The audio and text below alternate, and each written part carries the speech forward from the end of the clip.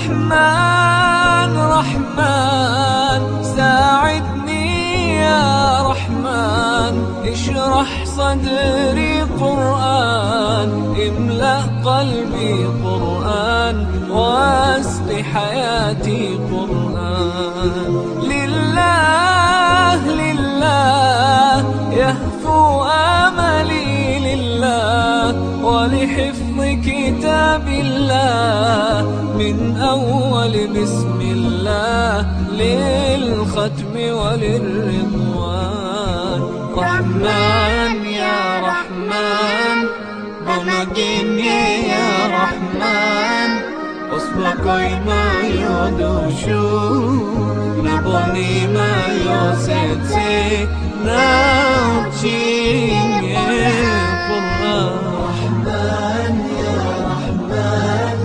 ساعدني يا رحمن اشرح صدري قرآن املأ قلبي قرآن واسق حياتي قرآن يا نور يا نور يا محكم يا تنزيل لمحمد عن جبريل من رب العرش دليل للعالم والإنسان تكبير تكبير للحافظ وهو صغير والضاء العين قرير يحمل فجرا لينير بتلاوته الأكوان رحمن يا رحمن بمجيني يا رحمن أصبقي ما يدوشو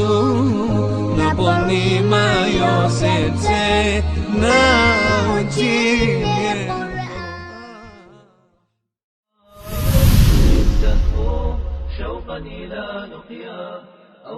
Ketika kita melihat realitas empirik kehidupan kita sekarang ini, ada dua fenomena besar yang harus menjadi perhatian kita secara serius.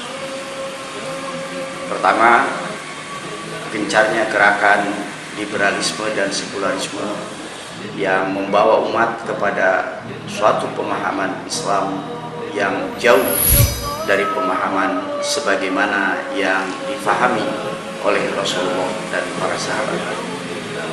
Kemudian yang kedua, lemahnya dakwah Islam.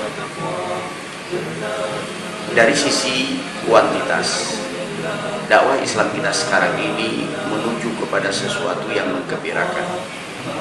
Tetapi dari sisi kualitas masih perlu kita melakukan pembenahan-pembenahan, karena dakwah yang ada sekarang ini belum mampu menghilangkan kemungkaran dan kemaksiatan.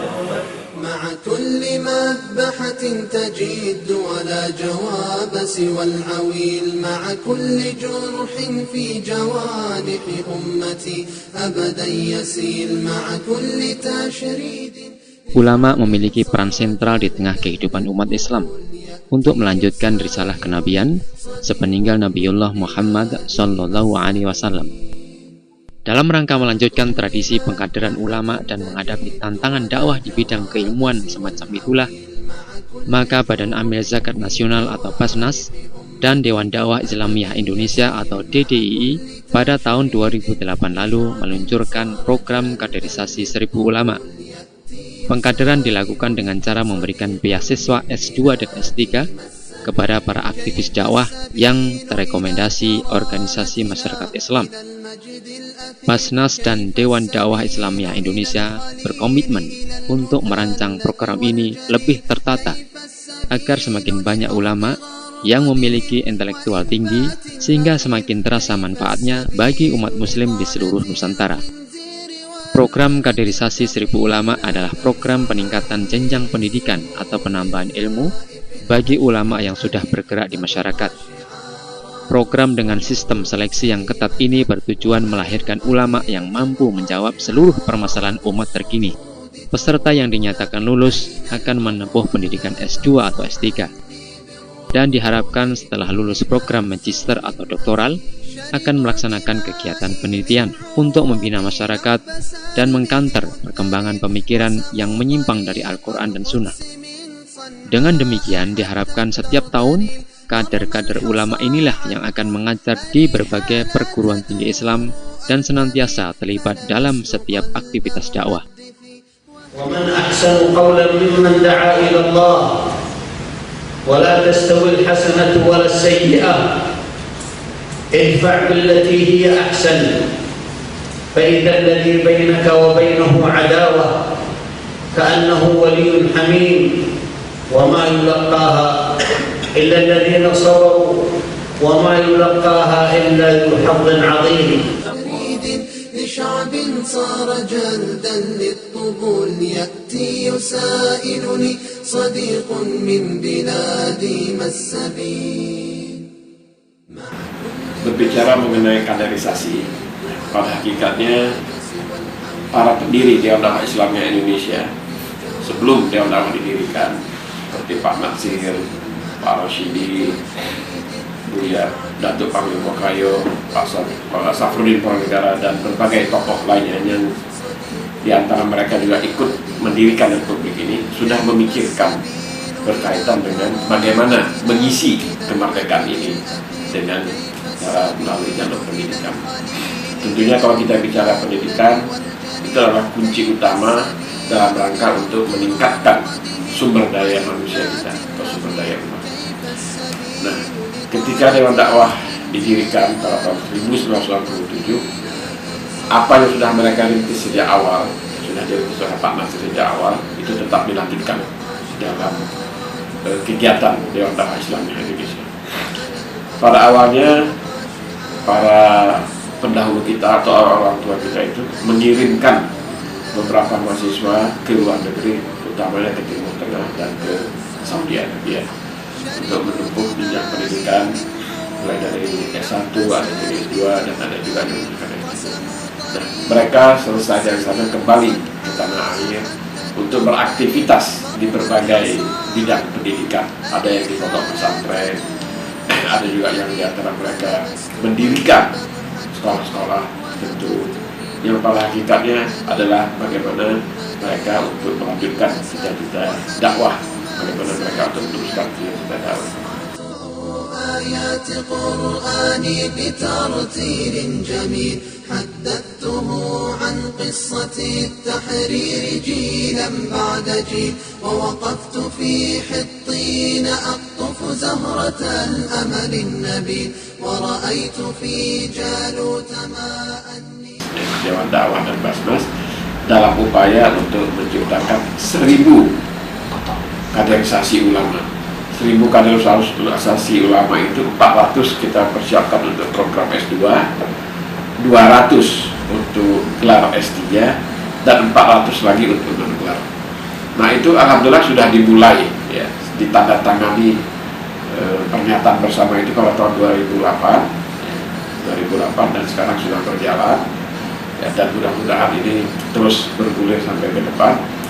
Dan ini sudah menyebarkan beberapa kader kita, beberapa mahasiswa kita di berbagai perguruan tinggi untuk memperoleh gelar S2 dan S3.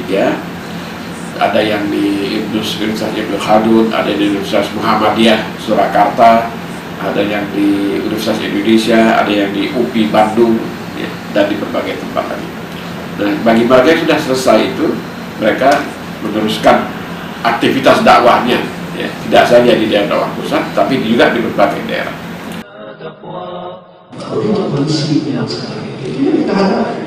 Ya, waktu kemarin kami dari Basnas meluncurkan sebuah program namanya SKSS, satu keluarga satu sarjana. Hampir semua bidang ilmu ini terasuki oleh filsafat. Mungkin saya katakan satu-satunya ilmu yang aman dari pengaruh filsafat Yunani ini itu adalah ilmu hadis. Kalau kita ibaratkan dengan pakaian yang akan kita pakai itu harus pakaian yang kita jahit sendiri sesuai dengan ukuran badan kita. Mereka paling dimaki kemungkinan bangga dengan ilmunya. Saya belajar di barat, saya paham tentang Islam barat, saya paham tentang ilmu modern. Maka paling itu dimaki bahwa mereka tidak mau terima apa yang disampaikan para ulama, karena apa? Mereka merasa dipintar. ألف مليون تكاثر عدهم إن الصليب بأرضنا يتبختر فالحرب دائرة على الإسلام يا Rasulullah Muhammad sallallahu alaihi wasallam memimpin secara langsung gerakan perubahan selama 23 tahun. Keberhasilannya diakui oleh kawan dan lawan. Jalan yang digunakan oleh Rasulullah dalam melakukan perubahan adalah dakwah. Karena itulah dakwah adalah solusi perubahan. Dakwah adalah jalan terpendek untuk menuju perubahan. Karena itu Dewan Dakwah Islamiyah Indonesia sudah mencanangkan tema besar dalam perjalanannya, yaitu selamatkan Indonesia dengan dakwah. Unsur terpenting dalam dakwah adalah dai. Oleh karena itu, kaderisasi dai, mempersiapkan dai ilallah adalah merupakan satu pekerjaan yang tidak boleh berhenti. Dai yang harus dilahirkan adalah dai yang benar-benar memiliki iman, yang imannya bisa melahirkan keikhlasan, memiliki ilmu, yang ilmunya bisa melahirkan amal, memiliki akhlak, yang akhlaknya bisa melahirkan keteladanan, memiliki wawasan kekinian, yang bisa melahirkan semangat dakwah, dan seorang dai yang tidak pernah berhenti untuk senantiasa munajat dan meminta kepada Allah, menjadikan siangnya untuk berdakwah dan menjadikan malam-malamnya untuk taqarrub dan munajat kepada Allah Subhanahu wa ta'ala. Di dalam melaksanakan dakwah itu, tentu Dewan Dakwah tidak mungkin bisa menyelesaikannya dengan sendirian. Karena itu, keterlibatan, keikutsertaan semua umat sesuai dengan kemampuan yang dimilikinya merupakan syarat mutlak untuk bisa mencapai dan melahirkan dai-dai ilallah yang nantinya mereka akan bisa melakukan perubahan. Yang punya ilmu, berdakwahlah dengan ilmunya. Yang mempunyai harta, berdakwahlah dengan hartanya. Yang memiliki jabatan, berdakwahlah dengan jabatannya. Bahkan ketika seseorang tidak memiliki apa-apa, dia masih bisa berdakwah dengan doa-doa dia yang senantiasa disenandungkan kepada Allah agar perjalanan dakwah benar-benar membawa hasil yang baik sehingga tercapai apa yang kita inginkan, kehidupan yang aman, kehidupan yang damai, kehidupan yang adil, dan kehidupan yang sejahtera.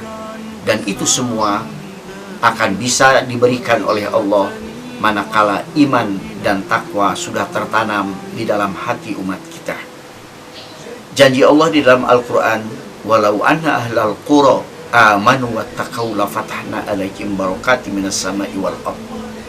Kalau penduduk negeri itu benar-benar beriman dan bertakwa kepada Allah, maka Allah akan menurunkan barokahnya dari langit dan Allah akan menumbuhkannya barokahnya dari bumi.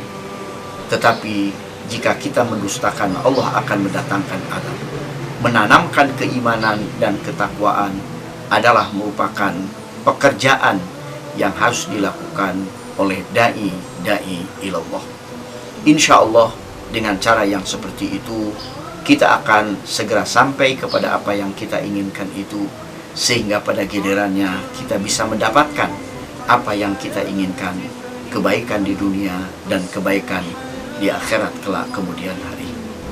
جدد حياة القلب بالقرآن كي تطمئن الروح بالإيمان واتلوه بالآناء واستمطر به فيض الرضا وسحائب الغفران نعم الجليس مدى حياتك مصحف يجلو هموم النفس والوجدان فيه الهداية والسعادة والرضا وهو الدليل لجنة الرحمن اقرأ ورتل حاضرا متدبرا وانهل من الآيات نور معاني لا يلهينك عنه سعي دائب وبه اعتني واحذر من الهجران جدد حياة القلب بالقرآن